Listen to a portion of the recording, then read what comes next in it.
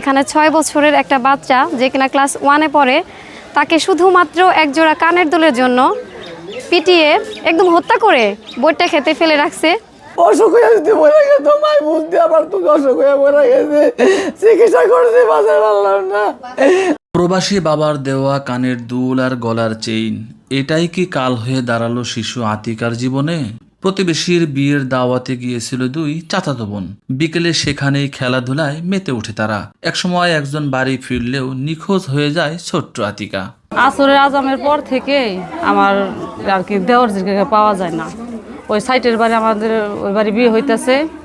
আমার দেওরের ছোট দেওরের এক মেয়ে, মেজু দেওরের এক মেয়ে, দুইটা মেয়েই দৌড় দিয়ে ওই বাড়ি গেছে খেলতে লিগে। আমার শাশুড়িরা আবার বলছে আমার যায় যে নিয়ে আসো, আমার মেয়ে নিয়ে আসো, এই যে প্রাইভেটে যায় বাতিকা। আমার শাশুড়ি যায় ওই আমার দেওরের মেয়ে বানাই, এই ছোটটারে উনি নিয়ে আইছে। এখন ওর মায়ও আর অতটা খেয়াল করে নাই। পর ওই সাইটের বাড়ি সবাই আর কি তালাশ করতেছে, পায় না, পানি পুনি সব জায়গায় খুঁজছে।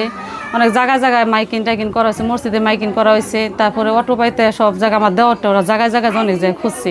আনন্দের বিয়ে বাড়ি মুহূর্তেই পরিণত হয় উৎকণ্ঠায়। এর মাঝে আতিকার এক খেলার সাথী জানায় তাদের বাড়িতে কাজ করা রাজমিস্ত্রি নাইমের সাথে দেখেছিল তাকে। যে বাড়ি বিয়ে বাড়ি ওই বাড়ির ছোট একটা বাবুই বলছে যে ছেলেটার নাম কি জানি, ওই ছেলে কালো একটা ছেলে গেঞ্জি গাইতে আমার বাড়ি যে রাজমিস্ত্রি কাজ করছে ওই যে আতিকারে নিয়ে গেছি। নাইমের বিরুদ্ধে আগের নানা অপকর্মের অভিযোগ থাকায় সন্দেহ যেন আরও ঘনীভূত হয়। গ্রামবাসী ও স্বজনেরা দ্রুত খুঁজে বের করে নাইমকে। জানা যায় আতিকার গলা ও কানের স্বর্ণালঙ্কার নিয়ে পাশের বাজারে বিক্রি করতে গিয়েছিল সে। হাটিপাড়া যায় দেখে কি ওই ছেলেরা তিনজনই ওই জায়গায় কানের দুল বিক্রি করে টাকা ভাত গলার জন্য ভাত করবা লাগছে। স্থানীয়দের জেরার মুখে নাইম স্বীকার করে বিয়ে বাড়ির পাশের ভুট্টা খেতেই আছে আতিকা। আমাকে নিয়ে চেয়ারম্যান আসলো, মেম্বার আসলো, অনেক মুরব্বীরা আসলো। তারা জিগাইছে তোমার কিছুই বলা হইব না, তুমি শুধু বলো মেয়েটাকে নিচাও কিনা। তারপরও মানা করছে। পরে চেয়ারম্যান বলছে যে নিয়ে হয়েছে তোমার কিছু হইলে আমরা দায়ী, তুমি শিকার যাও। তারপর শিকার যাও। তারপরে দুইটা কিল ঘুষি দেওয়ার পর শিকার গেছে যে আমি হাত পা বাইন দেওয়া বইটা খেতে নিয়ে গেছি। এই করার পরে ছেলেটাকে নিয়ে গেছে, নিয়ে পর যায় ওই বইটা খেতে আর ওই জায়গায় যে জায়গায় রাখছিল ওই জায়গার পায় না। পর অন্য জায়গায় যায় অনেক মানুষ, লাখ লাখ মানুষ বলছেন, হাজার হাজার মানুষ খোঁজাখুঁজির পরে দেখে অন্য জায়গায় ওই লাশটা শুয়ে রয়েছে। মুহূর্তেই শোকের মাতম নেমে আসে চারপাশে। এরপর সকলেই আতিকাকে নিয়ে ব্যস্ত হয়ে পড়ে। এর মাঝেই সটকে পড়ে অভিযুক্ত নাইম। গতকাল রাতে মানিকগঞ্জ সদর উপজেলার হাটিপাড়া ইউনিয়নের বনপারিল গ্রামে এই ঘটনা ঘটে। নিহত আতিকা ওই গ্রামের প্রবাসী দদুলের মেয়ে।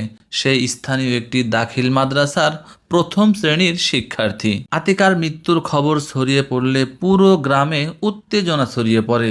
শোকের মাতমের মাঝে আতিকার পরিবারকে সমবেদনা জানাতে আসে নাইমের বাবা পান্নু, ভাই নাজমুল ও চাচা ফারুক। নাইমকে না পেয়ে উত্তেজিত গ্রামবাসী তাদের উপর চড়াও হয়। গণপিটুনির এক পর্যায়ে তাদেরকে বাড়ির পাশের পুকুরে ফেলে দেওয়া হয়। পরে সেখান থেকে নাইমের বাবা পান্নু ও চাচা ফারুকের মৃতদেহ উদ্ধার করা হয়। আশঙ্কাজনক অবস্থায় নাইমের ভাই নাজমুলকে হাসপাতালে ভর্তি করা হয়েছে। নামের এক পাষণ্ড এই শিশু বাচ্চাটিকে নির্মমভাবে হত্যা করে পোটটা খেতে ফেলে রেখেছে।